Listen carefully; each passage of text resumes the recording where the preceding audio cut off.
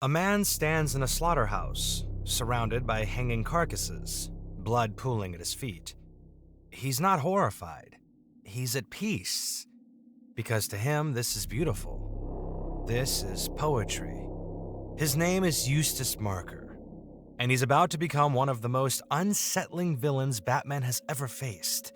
Not because he wants power or revenge or chaos, but because he believes that decay is sacred, that death is a gift, and that anyone who takes that gift from others deserves to die.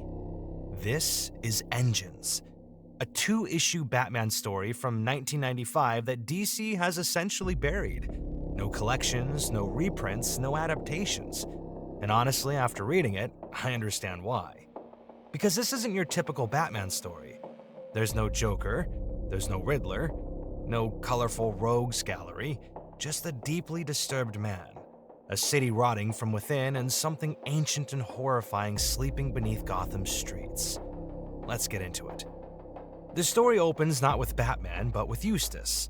We're immediately dropped into his internal monologue, and it's deeply uncomfortable. He describes himself as someone who has always been painfully self-aware, aware that he doesn't belong. His father called him useless Eustace from birth. His mother ignored him, nobody listened to him, and nobody saw him. So Eustace decided to become nothing. He works at a meat processing plant in Gotham's industrial district, a forgotten corner of the city where Batman rarely patrols. And as he slaughters cattle day after day, he develops a twisted philosophy. He starts to see beauty in the process of decay, the gradual breaking down of flesh, the transition from life to death to nothing. But here's where it gets dark, if it already wasn't. Eustace doesn't just accept death, he worships it. He believes everyone deserves the right to decompose naturally, at their own pace. And when criminals start killing people in his neighborhood, when muggers shoot innocent victims in the street, Eustace sees this as theft. They're stealing people's right to a slow, natural death, so he decides to balance the scales. Eustace begins methodically hunting down criminals, not to protect the innocent. That's Batman's job. And Eustace sees Batman as just another ghost haunting a dying city. No, Eustace kills criminals because they're interrupting the natural order. They're giving people fast, violent deaths instead of the slow decay they deserve.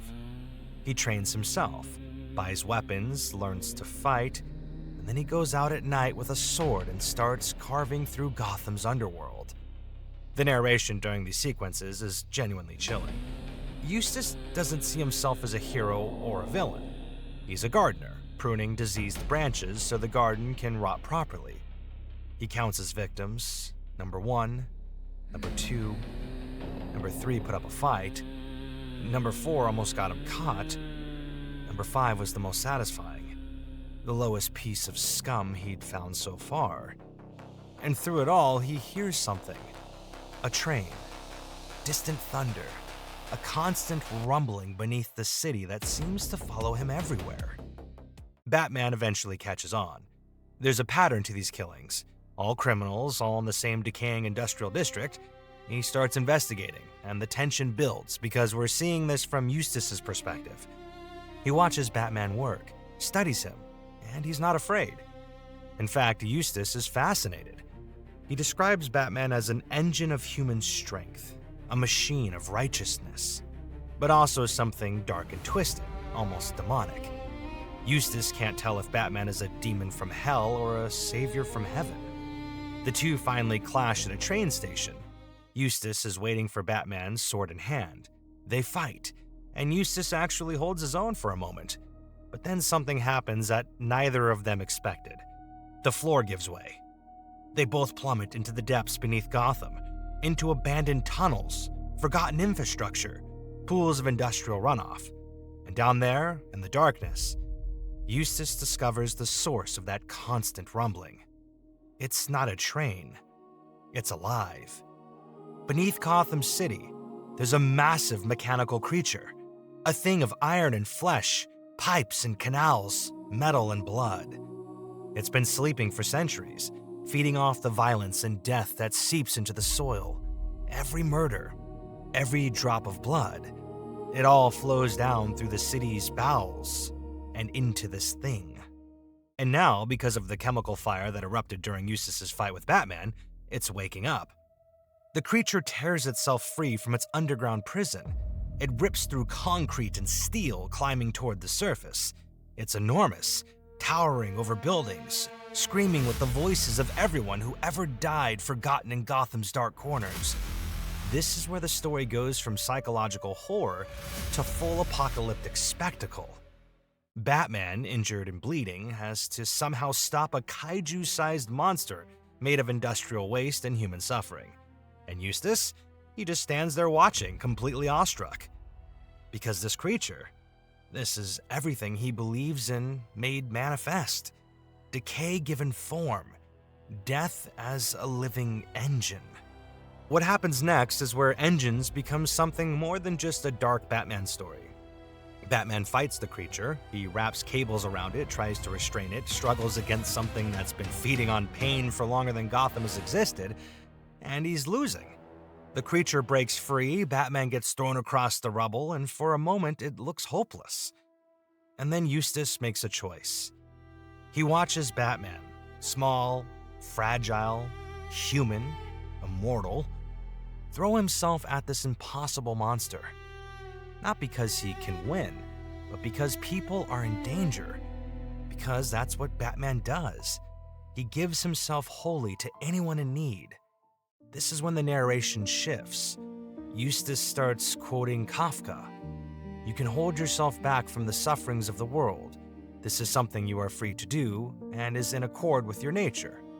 But perhaps precisely this holding back is the only suffering that you might be able to avoid. Eustace realizes he's been wrong. He saw Batman as a demon, then as a knight, and now he sees the truth. Batman is just a man. Nothing more, nothing less. A man who chooses to suffer so others don't have to. So Eustace steps forward. He faces the monster, not with hate or anger, but with compassion. He throws himself at the creature, distracting it and giving Batman the opening that he needs. The creature falls back into its pit, and the battle ends.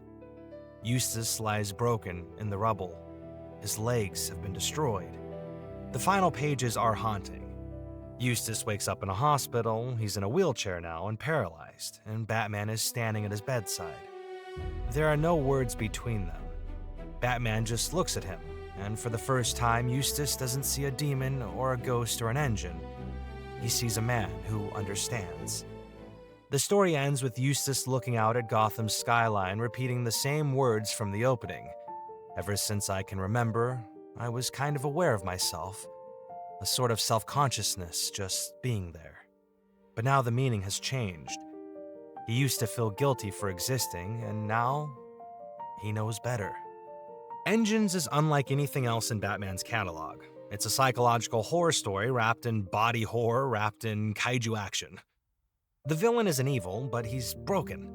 And by the end, he's not defeated, but he's redeemed. Ted McKeever's art is deliberately ugly and beautiful at the same time.